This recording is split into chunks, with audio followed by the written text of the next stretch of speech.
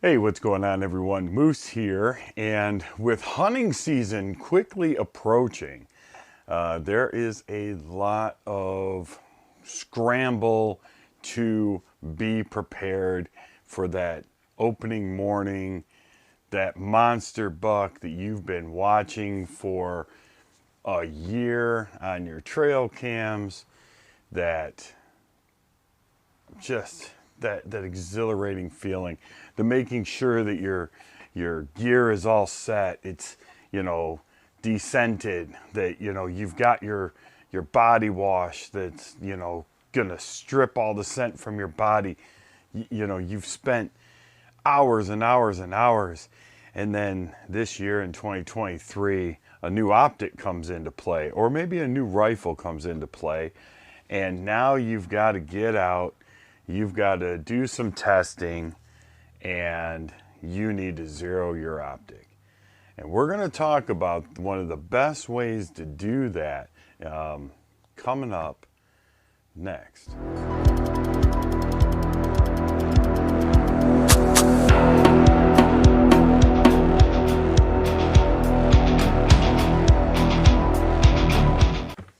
Hey, all right, guys, so we're back, and I wanted to say that, at night, I love a bit of good reading, and today's video is brought to you by one of my new favorite books. It's from a company called Stopbox USA, and this is volume 2 of Bedtime Stories for Unwanted Guests, and the author's name is 9 Millie. And this is a book that I love to sleep with next to my bed.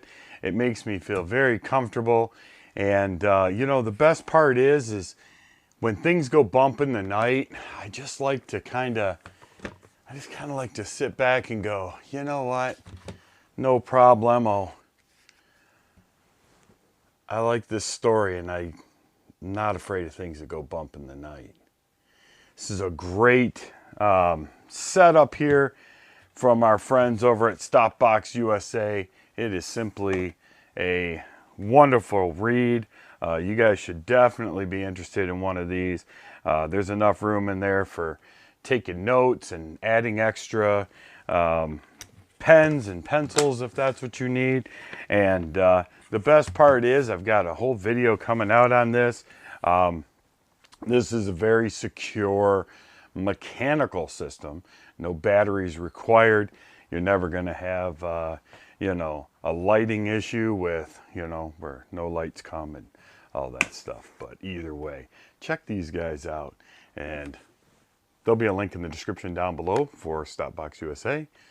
And with that being said, let's get back to what we were talking about. All right, so here we are, and this actually does play into me. This is my Ruger American 308, and it is a new gun to me, as well as I topped it with the GPO optics to be able to use for deer season this year. And we've all fallen prey to the dreaded 20 rounds later and we're barely on paper, right? I mean, it's just one of those things, especially when you got a new optic, you've got a new gun, everything is set up, there's a 20 MOA rail on this, so we're already canted a little bit down, so it's just kind of one of those things. And there are really some great ways to start off so that you're not wasting a bunch of ammo, so that you're actually doing less shooting, more dialing, and getting on that paper. And one way that we can do that is and just so you guys know, this gun is 100% unloaded. Here, we'll take the bolt out of the gun. Is these laser bore sighters, right? So these come in these kits. These are great little devices. They come with all kinds of different attachments to go on here to fit into your bore, and then we can basically, you know, take this, it's nice and straight, shoot a laser out to a target, and then dial our scope to that laser. But that, you know, that's a little extra money that some people really don't want to do, right? I mean, some people just say, hey, you know what, to be honest with you, no, you know, or I don't trust those or whatever. Well, there is another way without spending money. And I do want to say that, you know, I've known about this for a while. But, you know, while you look at these, and this is a laser bore sighter, the original term bore sight was for bolt action rifles. And how that is actually accomplished is in some kind of, let me see if I have a bag laying around here somewhere.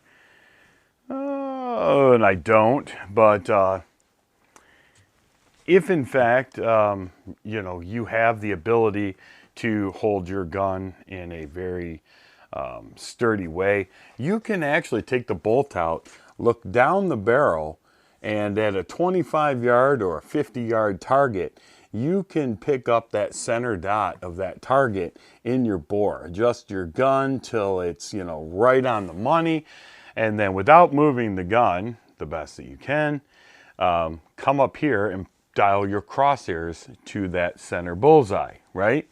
So we've looked through the bore. You can see it. It's like a peep sight. It's no real different than using iron sights. Look down the bore. You're looking down the bore. You've got it zeroed on the center of your target. Come back up here. Dial your windage, your elevation, and then go back down. Recheck. Okay, I'm still there. Come up here. Okay, I'm a little off. I must have moved the gun. Couple more clicks, and the next thing you know, now you're on paper. If you do this at 25 or 50 yards with the majority of firearms, you will not have any problem being on paper down at 100 yards, unless there's something terribly wrong with your gun. So, you know, that's a great way to cut down on some ammo. You know, if you're like me and you got a new gun, sometimes you just like to shoot the ammo because, well, you know, it's fun to do. But another thing I want to talk about too at the same time is being cautious when shooting, you know, big bore guns, or, you know, or let's just say, you know, your hunting rifle, is as you're shooting, your barrel is going to start heating up. And expansion is going to happen and contraction is going to happen. So all of us have heard the term cold bore or warm bore, right? There's a lot of times, especially in the rimfire world or PRS world, where we don't want to shoot our first shot off of a cold bore because the impacts are different. So what'll happen is a lot of times in like PRS and things like that is you'll actually sight your gun for warm bore, but you'll also know generally where your impacts hit on a cold bore, because some of those competitions, you're not allowed to warm your bore up. It's a nope, run it like you brung it. And, you know, and so that first shot or that second shot is going to be different than that, say, that third shot where now your bore is warm. So, you know, just be careful, because deer hunting, we're not going to have a warm bore. We're not. I mean, unless you're sitting in your blind and you've got a propane torch and you're warming your barrel up. But, you know, so you want to zero your gun, in my opinion, for deer on a cold bore. So what does that mean? That means you're going to be out there for a minute and you want to take the least amount of shots as possible, right? That's why a lot of people will, like me, like I've zeroed this gun now. So, however, when I zeroed it, it was about 70 degrees. So what am I going to do? I'm going to wait until I get a little bit closer. I'm going to go as far away from my hunting property as possible, because I don't want shots flying and scaring away my deer that have now cozied back into their habits. And we are going to re-zero when the temperature outside is a little bit cooler, or it could be cold. It could be 30 degrees here in northern Michigan. It could be, I mean, honestly, it could be 80 degrees, but it's just the idea that, you know, keeping a good zero and not just going out on opening day with a fresh gun that you've shot one time and you did it when you first got it in the middle of summer or an early or late spring or whenever you bought it, or, you know, even just once in the early fall. Because, you know, some of us do that too. You know, we go, hey, you know what, this year, man, I want to swap it up. So we take off and we go grab a new gun, a new optic. But you definitely want to make sure that your, you know, your gun is set. You've shot enough rounds through it. I mean, I generally like to shoot about a box or two of rounds through it to, number one, get acclimated to the gun myself, and to find out, you know, the kind of hold. Like this Ruger American is a, I mean, it's definitely got some oomph behind it. You know, this pad is really thin, you know, so there's a lot of felt recoil. You know, the gun likes to jump a little bit. I don't have a muzzle brake on it yet. So, you know, this is one of those things where the way that I hold the gun is going to impact the way that it shoots down range. You know, because I'm trying not to interfere with the gun, but at the same time, you know, I don't want so much jump and barrel hop that, you know, I'm throwing my shots, you know, an inch or two off at 100. And then if I'm taking 150, 200, 250 yard shot, you know, I'm 6 inches and, you know, I just stomach punch this deer and now I'm in bad shape. So, yeah, so getting used to your gun, very important, very, very important.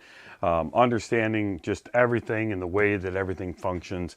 And like I said, you know, taking as few shots as possible is definitely going to help cut down on the cost, you know, because you definitely don't want to buy cheap ammo to shoot and zero your gun and then reach down and grab your silver tips and go, yeah, here we go. And yeah, totally different round. It's not going to shoot the same. And, you know, so you want to, whatever you're going to hunt with is what you want to sight your gun in with.